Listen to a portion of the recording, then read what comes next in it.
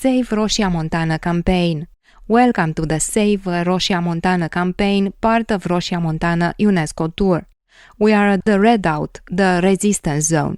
This is where several editions of the FunFest Resistance Festival took place. In the minds of many locals and young people from throughout Romania, this place remains emblematic of the resistance movement that centered on saving Roșia Montana from becoming Europe's largest gold mine. And it also stands as birthplace of what is known as the Romanian Autumn of the Revolution of the Young Generation. The Roșia Montana UNESCO audio tour contains several landmarks that will guide you on your walk and help you discover this village and its history. Each landmark has a QR code that, once photographed with your mobile phone, will open a web platform sharing the very story of the landmark you are looking at. You will discover our fascinating history and even learn secrets.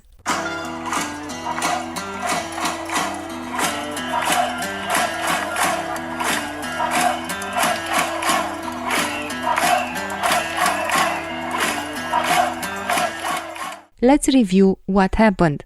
The Roșia Montana mine proposal, led by the company, aimed at open-pit mining using cyanide to extract gold, sparking widespread opposition. It faced criticism for its potential environmental and cultural impact, including the destruction of villages and mountains and archaeological sites dating back to Roman times. Despite efforts to obtain approvals, the project failed to meet environmental and heritage law. It was also met by ongoing protests, especially in Bucharest and Cluj-Napoca. The Save Roșia Montana campaign, spearheaded by locals and activists, highlighted concerns about ecological and cultural preservation, leading to significant political disputes and legal battles. The campaign is regarded as the largest civic movement in Romania since the 1989 revolution. Part of the protest movement was also the FunFest activism or protest festival, which took place here in the location where you are now every year from 2004 to 2015. It was created by locals and volunteers from all over Romania. Their combined aim was to save Roșia Montana by raising wide public awareness about the destructive mine proposal. In addition to activism and civil disobedience workshops, the information meetings about the mine proposal, the festival also included music concerts, performances and guided tours. Anyone could attend FunFest, which was free of charge and completely organized by volunteers and locals.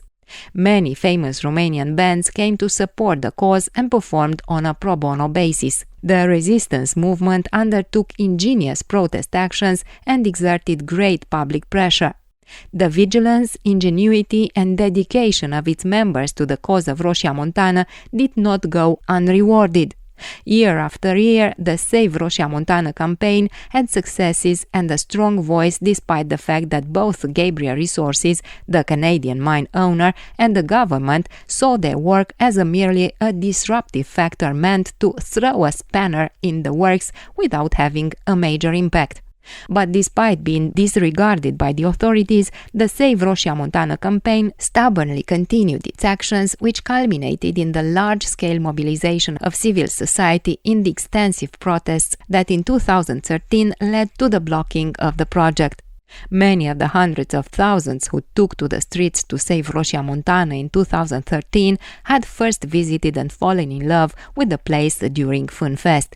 In other words, FunFest became the catalyst for a citizen mobilization so large and punchy that it is known as the Romania's Autumn. The FunFest, Romania's largest activist festival, held its final edition in 2015, marking a decade of promoting sustainable development options for communities. It served as a cornerstone of ecological movement in Eastern Europe, hosting the most important activist social forum in Romania and inspiring activists globally. In July 2015, after being frustrated for not being given the green light for its mine, Gabriel Resources filed an arbitration request with the International Center for Settlement of Investment Disputes in Washington. The work of those involved did not end with the 2015 festival edition. Roșia Montana faced challenges in the following years, including the withdrawal of the file for its inscription on the UNESCO World Heritage List in 2018. However, the file was resubmitted and Roșia Montana was included on the World Heritage List in July 2021.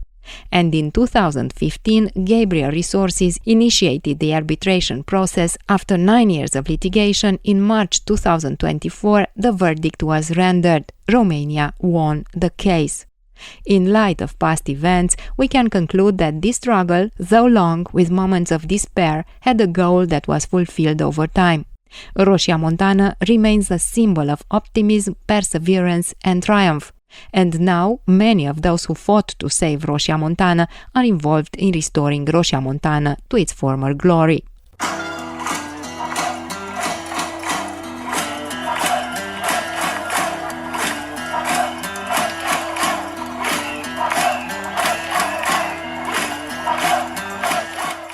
You have listened to the content dedicated to Save Roșia Montana campaign. The UNESCO tour of Roșia Montana is a project implemented by the non-governmental organization Roșia Montana în Patrimoniul Mondial.